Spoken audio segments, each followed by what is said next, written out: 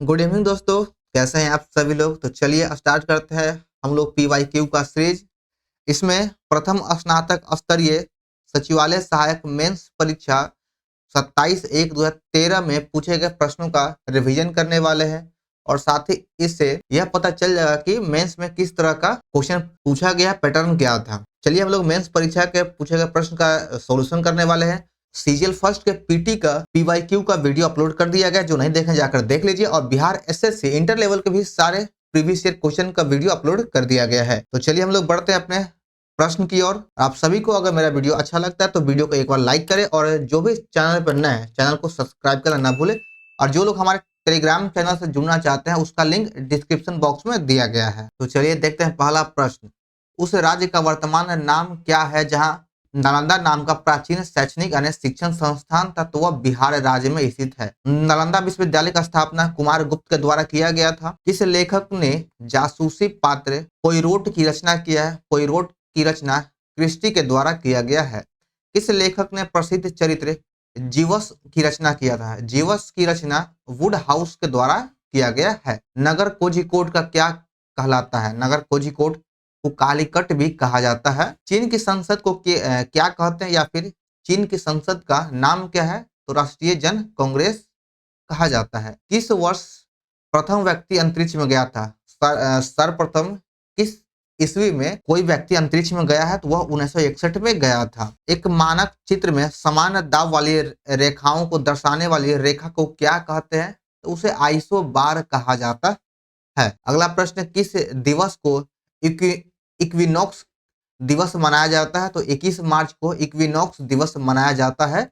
और 22 मार्च अगर पूछ दे कि 22 मार्च को कौन सा दिवस मनाया जाता है, तो आप सभी लोग एक बार कमेंट करके बताइएगा कि 22 मार्च को हम लोग किस राज्य का स्थापना दिवस मनाते हैं। कौन से राजनीतिज्ञ विमान दुर्घटना में मारे गए थे? तो संजय गांधी विमान दुर्घटना में मारे गए थे। पुलेला गोपीचंद किस खेल से संबंधित है? पुलेला गोपीचंद का संबंध बैडमिंटन से हो जाएगा। भारत के राष्ट्रीय कैलेंडर का पहला मास कौन सा होता है? तो हमारे भारत के राष्ट्रीय कैलेंडर का पहला महीना चैत होता है और अंतिम महीना फाल्गुन होता है। ये हिंदी के कैलेंडर के हिसाब से है। 5 सितंबर को किसके जन्म दिवस पर शिक्षक दिवस मनाया जाता है? शिक्षक दिवस डॉक्टर सर्वपल्ली राधाकृष्णन के जन्म दिवस पर मनाया जाता है। इस पुस्तक पर आधारित यूट्यूब वीडियो बहुत लोकप्रिय था? तो द लास्ट लेक्चर पर बहुत लोकप्रिय था। अगला प्रश्न है कि मैकमोहन रेखा भारत और किस देश के बीच की सीमा रेखा है? तो यह चीन के बीच की सीमा रेखा है जो अरुणाचल प्रदेश में लगता है।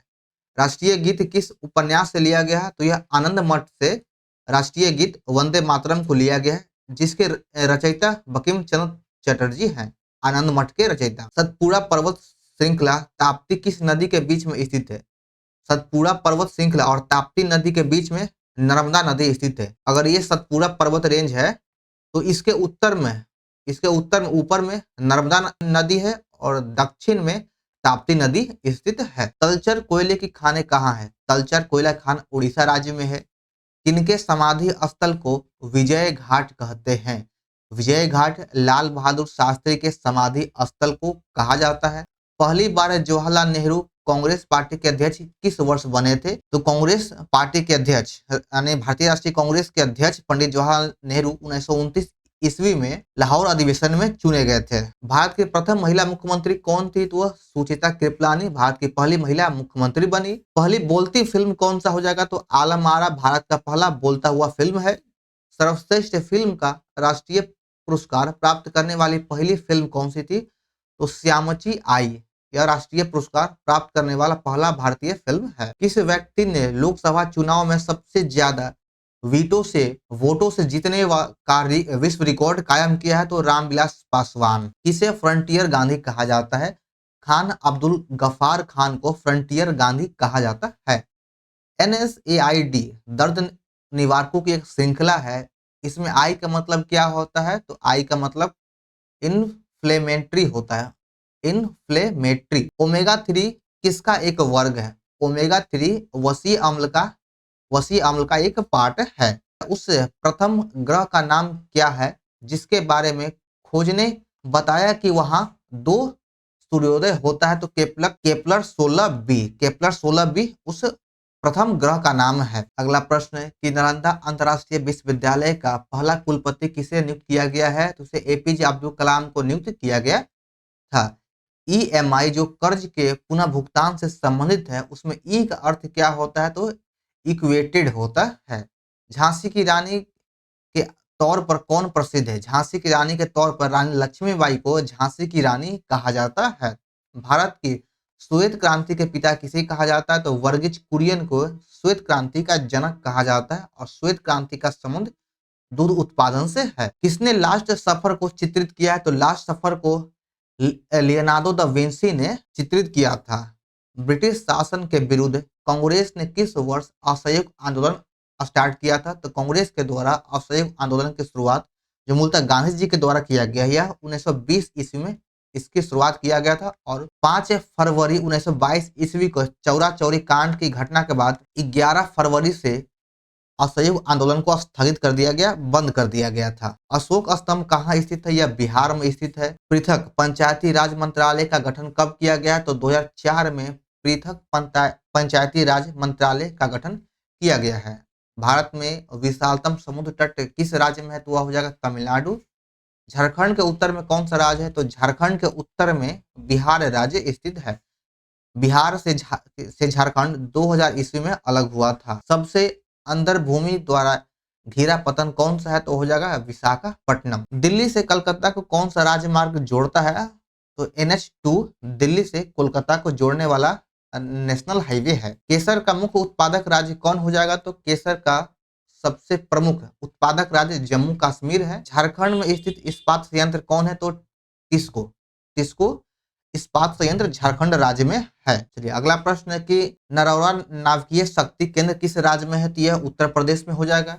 नदियों द्वारा मिट्टी का जमाव क्या कहलाता है? तो यह एलुवियल कहलाता है। नदियों के द्वारा मिट्टी के जमाव करना एलुवियल कहलाता है। किस धातु के यौगिक कुछ शीशे तथा साबुन दोनों के घटक होते हैं? तो वह हो जाएगा पोटेशियम। हाइड्रोजन के कितने समस्थानिक होते हैं? तो हाइड्रोजन का 3 समस्थानिक होता है। किस तत्व का परमाणु भार मानक रूप में लिया जाता है?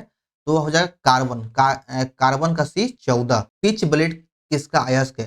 पिंच ब्लेड यूरेनियम का अयस्क हो जाएगा। मिश्र धातु एल्युमिनियम ब्रॉन्ज में उच्चतम अनुपात में कौन सा तत्व अवस्थित है? तो यह तांबा उपस्थित हो जाएगा। अगला प्रश्न है अकार्बनिक यौगिक से संश्लेषित प्रथम कार्बनिक यौगिक को कौन है? अकार्बनिक यौगिकों से संश्लेषित प्रथम कार्बनिक यौगिक यूरिया हो जाएगा। बूटज अभिक्रिया किससे प्राप्त करने हेतु प्रयुक्त किया जाता है? तो बूटज अभिक्रिया एल्केन से प्राप्त किया जाता है। सिरके का पीएच मान कितना होता है? तो सिरका का पीएच मान 3 हो जाएगा। ग्लिसरॉल में प्रथम या प्राथमिक एल्कोहलिक समूह की संख्या कितनी है? तो 2 इसके प्राथमिक एल्कोहलिक समूहों की संख्या 2 है। प्रकाश संश्लेषण का प्राथमिक उत्पाद क्या होगा? तो इसका प्राथमिक उत्पाद ग्लूकोज हो जाएगा। मशरूम क्या है? तो मशरूम एक प्रकार का कवक है। अगला प्रश्न है कि सबसे तेज से बोल सकने वाले जंतु क्या है? तो सबसे तेज आवाज में बोलने वाला जंतु हो जाएगा नीली व्हेल। प्रकाश संश्लेषण तथा शोषण का सामान्य उत्पाद क्या है?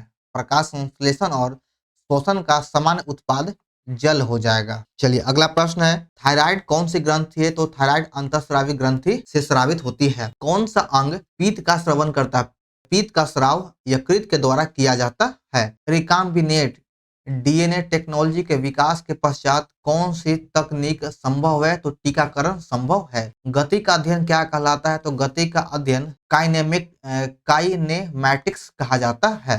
क्वांटम सिद्धांत का सुझाव किसके द्वारा दिया गया है? तो मैक्स प्लांक के द्वारा क्वांटम सिद्धांत का सुझाव दिया गया है। वह यंत्र जो अत्यधिक तापमान मापता है क्या कहलाता है? तो उसे पायरोमीटर कहा जाता है। लक्स किसका इकाई है? तो लक्स प्रदीप्ति का इकाई हो जाएगा। चलिए अगला प्रश्न है एक अशुशक्ति का मान कितना होता है? एक अशुशक्ति बराबर 746 वाट हो जाएगा। यदि एक अवतल दर्पण में वस्तु एवं प्रतिबिंब दोनों वक्रता केंद्र पर हैं तो प्रतिबिंब कैसा बनेगा? एक अवतल दर्पण है जिसमें वस्तु एवं प्रतिबिंब दोनों वक्रता केंद्र पर ही है तो वस्तु का प्रतिबिंब वस्तु के समान आकार का बनेगा। उष्मागतिकी का दूसरा नियम क्या कहा जाता है? उष्मागतिकी का दूसरा नियम यह कहता है कि बिना किसी बाह्य कारक की सहायता के किसी कम तापमान वाली वस्तु से उच्च तापमान वाली वस्तु को ऊष्मा स्थानांतरण नहीं किया जा सकता है। यानी कम तापमान वस्तु से उच्च तापमान वाली वस्तु में ऊष्मा का स्थानांतरण नहीं किया जा सकता है। यह ऊष्मागतिकी का दूसरा नियम यह बात को सिद्ध किया गया है। एक वायुयान के ध्वनि समानता किसके संगत में होती है? तो 100 डेसिबल के संगत में होता है। 1 नैनोमीटर किसके बराबर होगा? तो 1 नैनोमीटर बराबर 10 के पावर -7 सेंटीमीटर होता है और 10 के पावर -9 मीटर हो जाएगा। देखिए यहाँ पर सेंटीमीटर में दिया गया है, जिसे कंफ्यूज नहीं होना है।